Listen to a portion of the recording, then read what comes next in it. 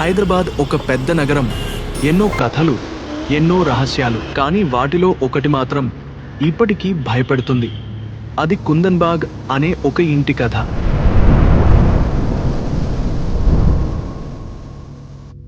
మూడు మహిళలు, మూసుకున్న తలుపులు, రహస్యమైన చావులు, మరియు ఇప్పటికీ ఎవరికీ అర్థం కాని మిస్టరీ. సంవత్సరం 2002 ఒక రాత్రి ఒక దొంగ కుందన్ బాగ్లోని పెద్ద ఇంట్లోకి దూరాడు. అతడు ఆ ఇంట్లోకి వెళ్ళగానే భయపడ్డాడు.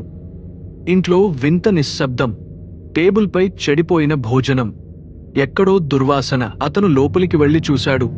3 మృతదేహాలు, ఒక తల్లి, 2 కుమార్తెలు. అందరూ మంచం మీద పడి ఉన్నారు. దొంగ ఏమీ దొంగతనం చేయలేదు. పోలీసులకు ఫోన్ చేశాడు. పోలీసులు వచ్చి చూశారు. ఎక్కడా పోరాటం లేదు, తలుపులు పగలలేదు. కానీ వైద్యులు చెప్పారు వాళ్ళు 2 నెలల క్రితమే చనిపోయారు అని. అది విని అందరూ షాక్ అయ్యారు. ఎందుకంటే పొరుగువారు చెబుతున్నారు, మేము వాళ్లను ఇటీవలే చూశాం అని. పక్కింటివారు చెప్పారు, ప్రతి రాత్రి 11:30 ఆ ఇంట్లో లైట్లు వెలిగేవి. కొవ్వొత్తులతో ఆ అమ్మాయిలు బాల్కనీలో నడుస్తూ కనిపించేవారు. ఎవరో మంత్రాలు చదివినట్టుగా శబ్దాలు వినిపించేవి అని. వాళ్ళు ఇంకా బతికే ఉన్నారని అందరూ అనుకున్నారు.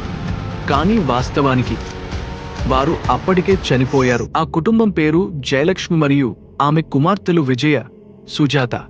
వాళ్ళు చాలా మౌనంగా ఉండేవారు. ఎవరితోనూ ఎక్కువగా మాట్లాడేవారు కాదు. కొంతమంది చెప్పేవారు వాళ్ళు ఏదో పూజలు చేసేవారు అని. కానీ నిజం ఎవరికీ తెలియదు. ఒక పాలవాడు చెప్పాడు, నేను ప్రతి ఉదయం పాలు ఇస్తాను. వారు తలుపు తెరిచి పాలు తీసుకుంటారు. కానీ వైద్యులు చెబుతున్నారు అప్పటికి వాళ్ళు చనిపోయి 2 నెలలు అయింది. అయితే తలుపు ఎవరు తెరిచారు? పాలు ఎవరు తీసుకున్నారు? ఇంట్లో లైట్లు ఎవరు వేశారు? 3 సిద్ధాంతాలు. 1, ఆత్మహత్య. కొంతమంది అనుకుంటున్నారు వాళ్ళు విషం తాగి చనిపోయారని. కాని చనిపోయిన తర్వాత వాళ్లను ఎలా చూశారు? 2, హత్య. మరికొందరు చెబుతున్నారు ఎవరో హత్య చేసి వెళ్ళిపోయారని. కానీ ఇంట్లో ఎలాంటి దొంగతనం జరగలేదు. అయితే రాత్రుళ్లలో లైట్లు ఎవరు వేశారు? 3, భూతాలు లేదా ఆత్మలు. స్థానికులు చెబుతున్నారు ఆ ఇంట్లో ఆత్మలు తిరుగుతున్నాయని. వాళ్ల ఆత్మలు ఇంకా ఆ ఇంట్లోనే ఉన్నాయని. అందుకే రాత్రుళ్లలో ఆ ఇంటి దగ్గర ఎవరూ వెళ్లరు.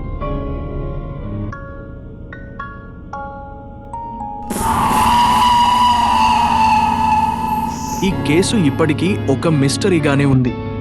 ఎవరూ నేరస్థుడిని కనుగొనలేకపోయారు. ఎందుకు చనిపోయారు, ఎలా చనిపోయారు, ఎవరికీ తెలీదు. ఇప్పుడు ఆ ఇల్లు తాళం వేసి ఖాళీగా ఉంది. కానీ రాత్రుళ్లలో కొందరు చెబుతారు ఇంకా లైట్లు వెలుగుతాయని, నీడలు కనిపిస్తాయని. ఇది 2వ కేసు. కుందన్ బాగ్ కథ ముగిసింది.